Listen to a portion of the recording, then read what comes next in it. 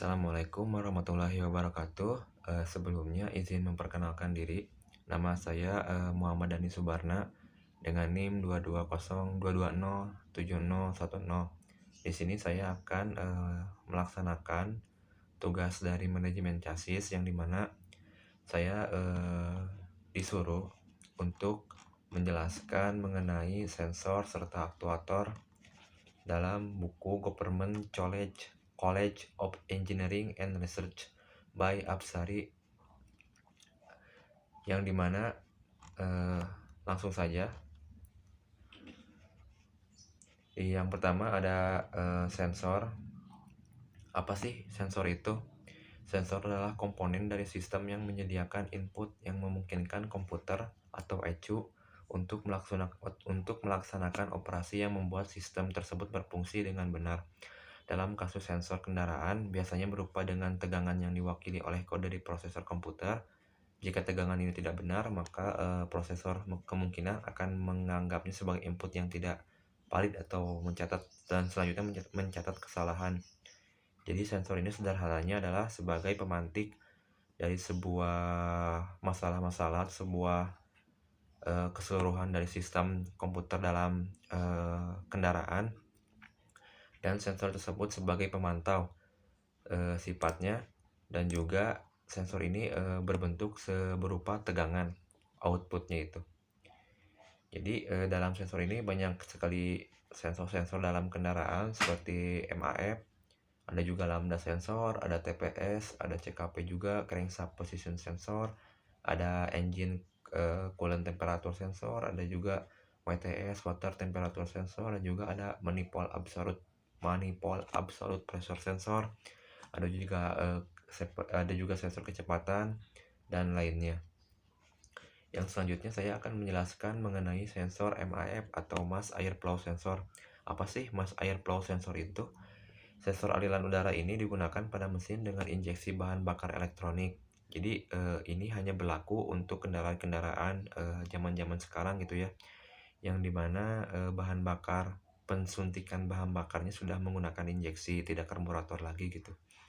Ya, ini membantu untuk mengefisiensikan suplai bahan bakar dan juga udara yang dimasukkan ke dalam ruang bakar. Jadi sensor sensor aliran udara ini digunakan pada mesin dengan injeksi bahan bakar elektronik multiport. Hal ini dikarenakan jumlah bahan bakar yang disuplai oleh sistem EPI dikendalikan oleh komputer atau mode control powertrain atau PCM yang menghidupkan dan mematikan injektor bahan bakar. Fungsi sensor aliran udara ini menjaga komputer tetap terinformasi tentang banyak udara yang masuk ke mesin melewati plat throttle. Input ini juga bersama dengan informasi dari sensor mesin lainnya. Jadi ini tidak hanya TPS saja ya, tidak hanya MAF saja yang bisa mengkalkulasi jumlah bahan bakar yang masuk ke dalam ruang bakar, tapi juga dibantu dengan sensor-sensor lainnya. Jadi memungkinkan komputer untuk menghitung berapa banyak bahan bakar yang dibutuhkan secara detail dan juga secara akurat. Yang selanjutnya, komputer kemudian meningkatkan atau mengurangi durasi injektor waktu aktif untuk menyediakan rasio udara atau bahan bakar yang tepat. Yang selanjutnya, jenis-jenis sensor pada MAF ini terdapat sensor laju aliran udara tipe PAIN, tipe PANE. Yang selanjutnya ada tipe kawat panas atau tipe hot wire. Nah, parameter yang diukur pada sensor-sensor ini tuh ya jumlah bahan bakarnya, jumlah bahan bakar, dan juga jumlah udara yang masuk. Yang selanjutnya ada sensor-sensor yang mendeteksi posisi gitu ya, yang dimana sensor posisi umumnya adalah sensor kecepatan dengan prinsip kerja yang berbeda yang digunakan untuk mendeteksi posisi dalam berbagai parameter.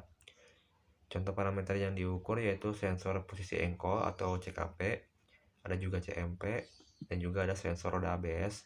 Yang selanjutnya juga ada sensor kecepatan.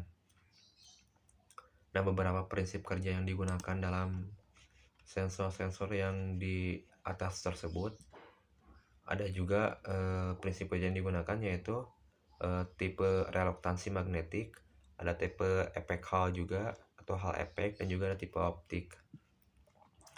Yang selanjutnya ada CKP atau crankshaft position sensor.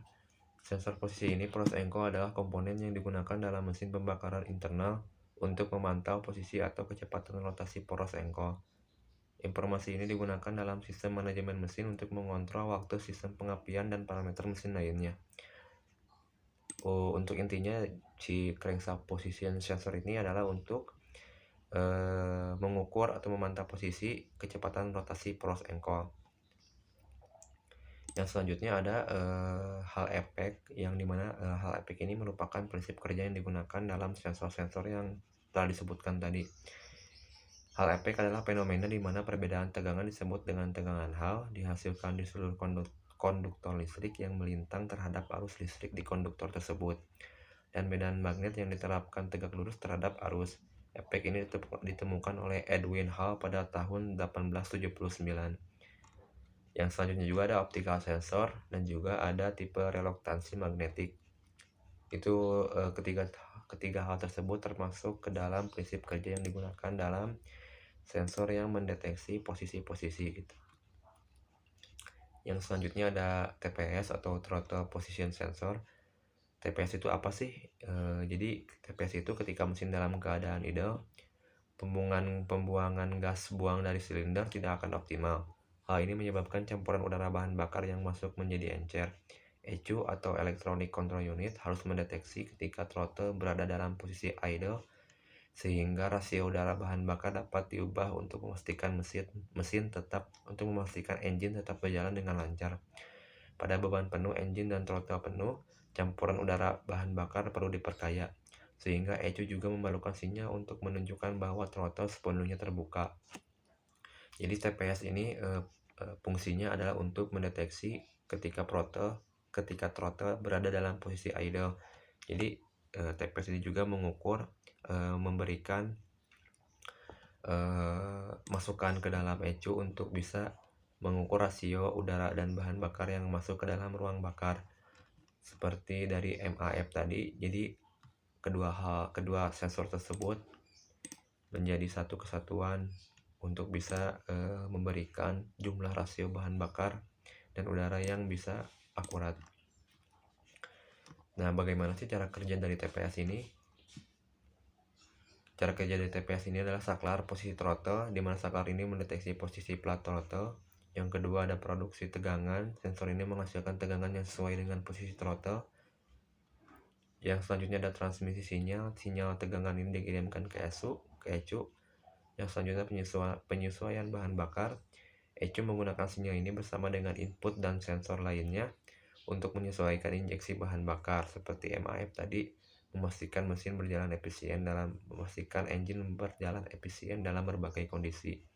Prinsip di balik TPS ini adalah pembagi potensial atau disebut juga potensiometer, yang memungkinkan sensor menghasilkan tegangan variabel berdasarkan posisi throttle. Tegangan ini juga kemudian diinterpretasikan oleh ECU untuk mengelola suplai bahan bakar mesin dengan akurat. Jadi berbagai sensor bisa bekerja sama membentuk simponi, tidak hanya satu sensor saja yang bekerja untuk bisa mendapatkan keinginan dari aktuator yang diinginkan gitu. Selanjutnya ECU juga akan mengolah berbagai data-data dari sensor untuk bisa memberikan output yang baik, output yang detail, output yang akurat terhadap aktuator. Yang selanjutnya di sini saya akan menyinggung sedikit tentang termistor. Termistor ini adalah jenis resistor yang nilai resistansinya berubah dengan perubahan suhu. Nah, ada dua jenis termistor yang berlawanan secara fundamental. Yang pertama ada NTC atau negatif temperatur koefisien. Yang kedua ada PTC, positif temperatur koefisien. Mudahnya untuk mengingat NTC, PTC itu mudahnya ya ingatnya agar ingat dengan mudah adalah jika NTC adalah resistansi menurun saat suhu naik. Namun yang PTC ini adalah resistansi meningkat saat suhu naik. Jadi gampangnya seperti itu. Resistansi menurun saat suhu naik dan juga resistansi meningkat saat suhu naik. Yang selanjutnya ada map sensor atau manifold absolute pressure sensor, yang dimana sensor ini adalah untuk mengukur tekanan udara dalam intake manifold. Nah, sensor-sensor awal ini berasal dari konsep instrumen kedirgantaraan, jadi berasal dari pesawat mungkin gitu dulunya. Tetapi ini terbukti lebih mahal daripada yang diinginkan untuk aplikasi otomotif dan telah digantikan dengan desain yang lebih hemat biaya. Jadi adaptif gitu, dari yang asalnya kedirgantaraan tetapi juga sekarang diaplikasikan untuk otomotif dan telah digantikan dengan desain yang lebih hemat biaya. Nah, menariknya untuk sensor MAP ini, bahwa tidak ada sensor MAP yang digunakan untuk mengukur tekanan manifold secara langsung, tapi malah mengukur perpindahan diafragma yang dibelokkan oleh tekanan manifold. Dan detail perpindahan diafragma dan pengukuran perpindahan ini bervariasi dari satu konfigurasi ke konfigurasi lainnya. Dan jenis-jenis dari map sensor ini ada yang pertama ada strain gauge, yang dimana ini juga termasuk ke dalam jenis sensor MAP gitu.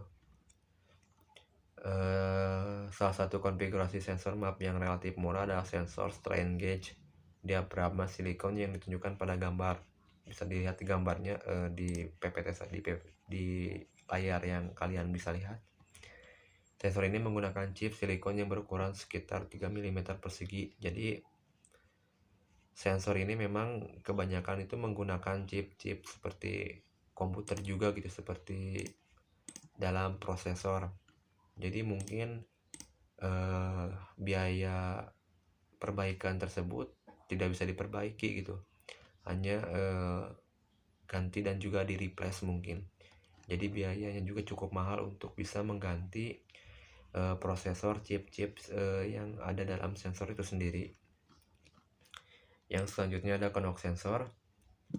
Nah, sensor ketukan yang umum digunakan dalam sistem kontrol mesin memanfaatkan efek generator piezoelektrik, yaitu elemen sensor menghasilkan muatan listrik kecil ketika dikompresi dan kemudian dilepaskan.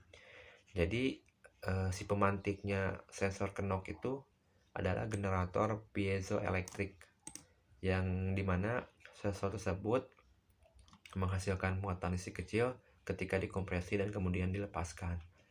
Bahan-bahan seperti keramik atau PZT, campuran platinum, zirconium, dan titanium efektif dalam aplikasi piezoelektrik itu sendiri.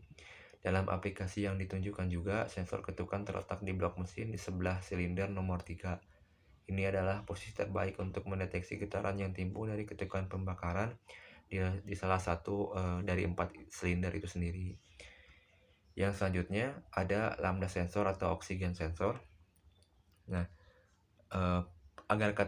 agar katalis emisi gas buang berfungsi dengan benar, rasio udara dan bahan bakar harus dijaga mendekati 15,1 berdasarkan massa, atau dalam stokiometri itu 14,7:1. Dan sensor oksigen gas buang atau EGO yang membantu ECM menjaga rasio udara bahan bakar dalam batas yang diperlukan. Nah, sensor ini terus-menerus memantau kandungan oksigen dari gas buang, dan dengan demikian rasio udara dan bahan bakar di intake mesin. Dan juga karena persentase oksigen dalam gas buang adalah ukuran yang akurat dari rasio udara bahan bakar campuran yang masuk ke silinder mesin. Pada gambar 5.26 juga menunjukkan hubungan antara kandungan oksigen dari gas buang dan rasio udara bahan bakar dari campuran yang masuk ke dalam intake ke dalam ruang pembakaran mesin atau ruang pembakaran engine. Nah, mungkin segitu dari beberapa sensor yang ada dalam materi yang diberikan. Jadi untuk kesimpulannya, sensor ini adalah satu kesatuan sistem atau pendeteksi yang dimana fungsinya satu, yaitu untuk mendeteksi berbagai informasi yang bisa didapat dari udara dan bahan bakar, dari getaran, dari temperatur juga. Nah, mereka tuh berkolaborasi membentuk simfoni untuk bisa menjalankan kendaraan dengan optimal, yang dimana informasi-informasi yang dihasilkan oleh sensor ini nantinya akan diolah oleh ECU atau oleh komputer dari kendaraan itu sendiri. Nah, dalam berbentuk apa sih outputnya dari sensor ini. Sensor-sensor biasanya kebanyakan berbentuk tegangan ya, outputnya tersebut, yang dimana tegangan ini akan dikonversikan menjadi binary code nantinya gitu. Kalau tidak salah menurut dosen yang dijelaskan, akan berubah menjadi di binary code ke dalam komputer yang nantinya akan diterjemahkan kembali oleh komputer sehingga bisa memberikan output atau tegangan ke dalam aktuator yang diinginkan sesuai dengan yang diinginkan dan akurat. Yang selanjutnya ada aktuator. Aktuator ini merupakan final dari ketiga komponen sistem yang membentuk cara kerja tersebut ya. Yang dimana ada sensor, ada juga prosesor, yang terakhir ada aktuator. Nah, aktuator ini bekerja tergantung dari keakuratan sensor-sensor yang ada dan juga kepresisian dari komputer yang disediakan itu sendiri. Aktuator ini adalah perangkat seperti injektor bahan bakar, koil pengapian, modulator ABS, dan lain-lain yang dioperasikan oleh keluaran dari electric control module atau dari prosesor itu sendiri. Aktuator biasanya mengandalkan salah satu dari dua perangkat listrik untuk operasinya. Mereka dioperasikan oleh solenoid atau motor listrik. Jadi solenoid ini berperan penting untuk bisa memperkerjakan si aktuator tersebut. Aktuator juga yang dioperasikan oleh solenoid biasanya dikendalikan dengan dua cara. Salah satunya adalah metode siklus tugas, di mana solenoid dihidupkan untuk persentase waktu yang tersedia, misalnya 20% atau 80%. Aktuator juga bisa mengalami berbagai problem, yang dimana problem tersebut pasti berkaitan dengan sensor yang tidak akurat atau prosesor yang tidak presisi. Ini menjadikan bahwasanya ketiga komponen tersebut sangat penting untuk bisa dirawat dan dijaga kepresisiannya, keakuratannya gitu. Mungkin sekian penjelasan dari saya mengenai materi yang telah diberikan kepada mahasiswa. Kurang lebihnya mohon maaf karena saya juga mahasiswa berada dalam tahap belajar juga gitu, dalam tahap mengeksplor juga berbelajar, jadi sangat dimungkinkan untuk bisa melakukan kesalahan. Mungkin sekian dan wabillahi taufiq wal hidayah. Wassalamualaikum warahmatullahi wabarakatuh.